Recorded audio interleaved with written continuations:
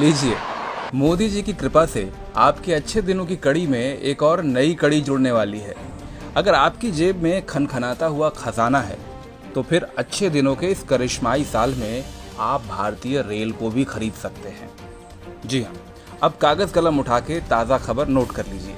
खबर यह है कि देश के 109 रूट पर चलने वाली 151 रेलगाड़ियों की बोली लगाने के लिए बाजार खोल दिया गया है।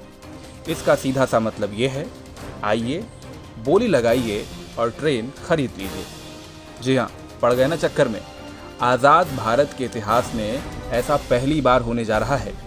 धन्य है पीयूष गोयल जी और धन्य है मोदी जी का विजन।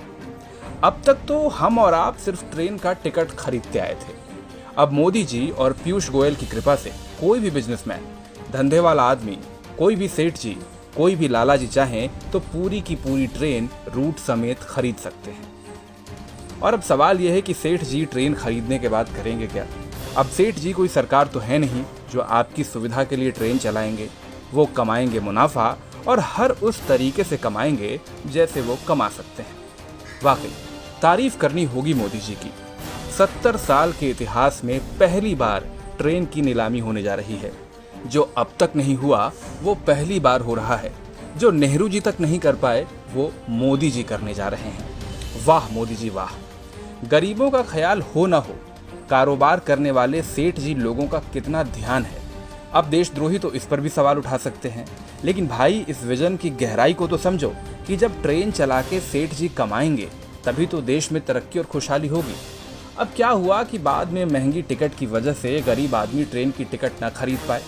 वैसे भी गरीब लोगों को ट्रेन का सफ़र कहाँ पसंद आता है। अभी हाल ही में तो सबने देखा था कि मोदी जी और गोयल जी की इतनी सारी ट्रेन चलने के बावजूद ये जिद्दी गरीब लोग पैदल ही अपने गांव जाते थे। हो सकता है कि यहीं से मोदी जी और पीयूष गोयल जी को ट्रेन को प्राइवेट सेक्टर को बेचने का आइडिया भी आया हो। अरे भाई, जब गरीब आदमी ट्रेन में बैठ ही नहीं रहा तो ट्रेन को बेचो सेठ जी को। अब देश की सरकार भला क्यों टेंशन ले। सेठ जी चलाएंगे अपनी ट्रेन और कमाएंगे अपना मुनाफा। जिसे ट्रेन में चढ़ना हो चढ़ ले। भाई वाह, गरीब लोगों से लेकर सेठ जी तक के फायदे के बारे में सोचने वाली ऐसी दिलदार सरकार की तारीफ तो बनती है। और साथ ही तारीफ बनती है इनके तेज तर्रार एटीट्यूड के लिए भी। एकदम फटाफट अंदाज में 1 जुलाई को मिनिस्ट्री ऑफ रेलवे ने प्राइवेट कंपनियों से प्रपोजल भी मंगवा लिए हैं। भारत सरकार को उम्मीद है कि इससे वो प्राइवेट कंपनियों से करीब 30,000 करोड़ रुपए तक का इन्वेस्टमेंट जमा करेगी।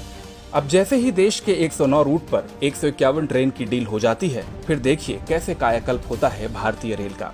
हो सकता है कि जल्द ही न्यूज चैनल आपको ये भी समझाना शुरू करें कि भारतीय रेल की कृपा बस यही रुकी हुई थी।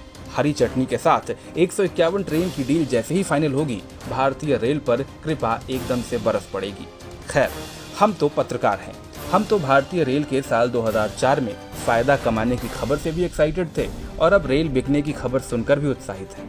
वो कहते हैं ना, मोदी जी ने किया है तो कुछ सोच समझ के ही किया होगा। अब जाते जाते आप भी कमेंट सेक्शन में अपनी ज्ञान वर्षा जरूर करते जाइए।